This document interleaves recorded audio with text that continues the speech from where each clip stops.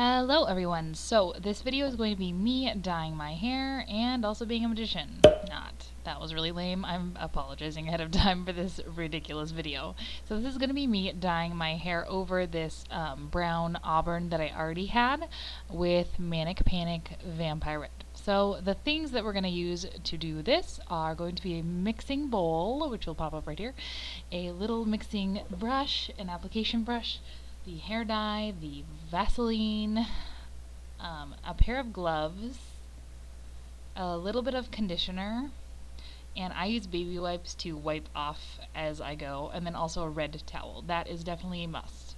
So here I am applying the Vaseline to my hairline to try and keep the dye from staining my head. I absolutely hate Vaseline and it makes me so disgusted, as you can see, but it is a necessary evil, because if you do not do this you will have red hair dye all over your face and ears, and don't forget your neck. I did forget my neck, and you'll see later that it's just not a good thing to forget anything, because you will be covered in red hair dye and look like someone attacked you with red Kool-Aid. So it is a definite must that you do not skip this step. You'll see my super stained neck later on in this video, and you will see the reason why the Vaseline is so important.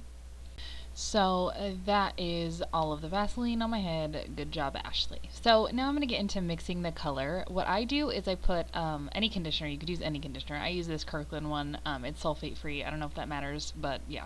So I'm just putting a little bit of conditioner. It looks like a lot. It's just a little. And then I'm using the brush to scoop the color out. This is going to be kind of sped up because it took me forever to like just realize that I needed to use the whole jar. I don't know why I was trying to be stingy and use like half of it.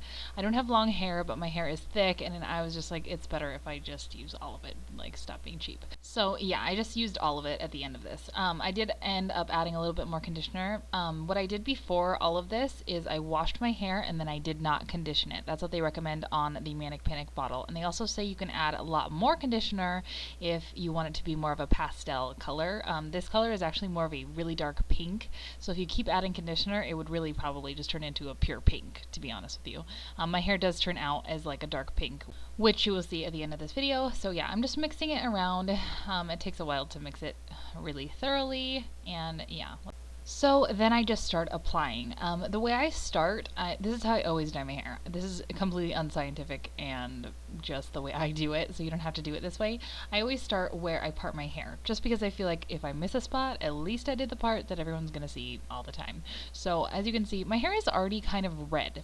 I used a red hair dye, permanent red hair dye, like a couple of weeks before this, so I just really wanted to have a way more vibrant color, and that's the reason I chose this. So anyway, I'm just applying it to like my roots first, because for some reason I thought that those parts wouldn't go as, or wouldn't hold on to the color as much. Turns out to be the complete opposite. I don't know what I was thinking, but whatever. So basically my strategy is just wherever I think that people are going to see my hair is where I dye first. Then I go in with the other side of this little applicator thing. It's like a rat tail, and then I part like the layers of my hair to try and get all of the roots saturated, which you're going to see me do in a little bit. But I just really try to focus on places where I think I'm going to probably miss, because I've dyed my hair so many times and for so many years, I know where I always end up missing, so I try to just do everything I could see and then focus on the parts where I know I'm most likely going to miss, if that makes any sense. So that's my strategy. And then you'll see these baby wipes come in handy, because when you mess up, you really want to wipe it off ASAP, because if not, you're going to have a big old stain on your head or wherever.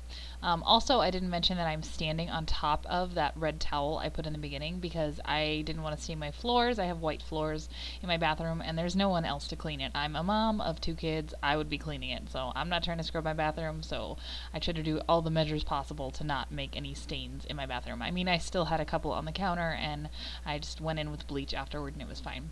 So yeah, I'm just scraping the bottom of that little barrel. I really thought that I was gonna get away with only using half of the jar.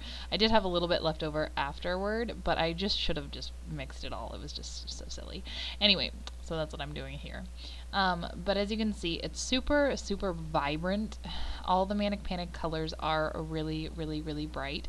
So but they won't lift any color from your hair. So it's gonna just go over the top of your hair. And if you have really porous hair, like if you've already dyed it permanently, it usually sticks better. Like I've already dyed my hair permanently, like I said, a couple of weeks ago. So that is why I think this worked really well on my hair. It's super staining though, so it is a really high maintenance hair color, and you'll see at the end. It turns out really cool, but I don't know if I'm going to be doing this like every 2 weeks or whatever I need to do to keep it this really bright color. This was just an experiment for me because I've really never gone this red.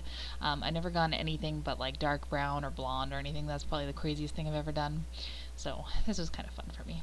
So yeah, I'm just now focusing on the lower layer of my hair. I always, like I said, try to focus on where you know people are going to see your hair, and see me focusing on the back and kind of globbing up the hair dye in my hands as well. You could just kind of apply it like you're applying conditioner or shampoo to your hair, honestly. Just make sure it's completely saturated, because even if you feel like you didn't miss any spots, you're still going to miss spots. Luckily this time I did not miss any major spots, which is pretty good for me. It's actually like a record, to be honest. And I think because I had mixed so much product, it just turned out really to be the right amount for my head. Like I said, I have thick hair. It's short, but I have thick hair. So yeah, I just continued to saturate my hair. I just used every single ounce of what I had. And the thing with this hair dye, when you mix it with conditioner, it's already conditioning it by itself. But when you mix it with conditioner, it's literally like putting conditioner in your hair. So you could actually run your fingers through your hair without many like tangles and stuff, because it's really nourishing to your hair. If anything, this was like, I was super impressed with how good my hair felt afterward. So yeah. So basically now I'm just making sure, really massaging everything through, and then I just roll it up into a ball, and everything sticks obviously because it's all wet.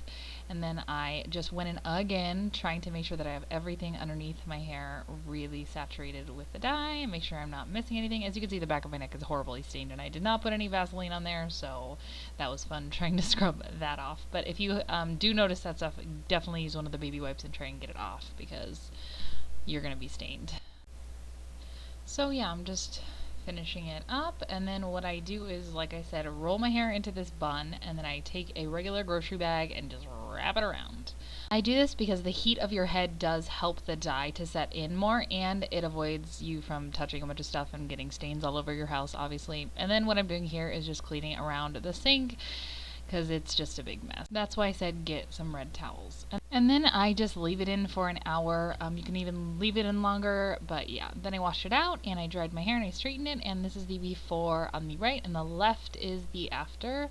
And as you can see, it just turned out way brighter, to be a way brighter red. But it did stain my scalp, which is inevitable, but after one wash that went away. And yeah, I just really like the way it turned out. So yeah, I hope you guys have liked this video. I do get a little bit of a close-up right now of my scalp. It was pink for a while, but after I washed it went away. So I hope you guys liked this video. I love the color. It turned out like a dark pink, and yeah, it was definitely a great experience. Here's some still photos. So yeah, if you guys are not subscribed to this channel, please go down and subscribe. I make a lot of different kinds of videos. I'm a mommy of 2 kids, so you know, I make mommy videos, and then I also have a vlogging channel, which will be in the link in the description. So yeah, thank you guys for watching, and I will see you guys in my next video. Bye guys.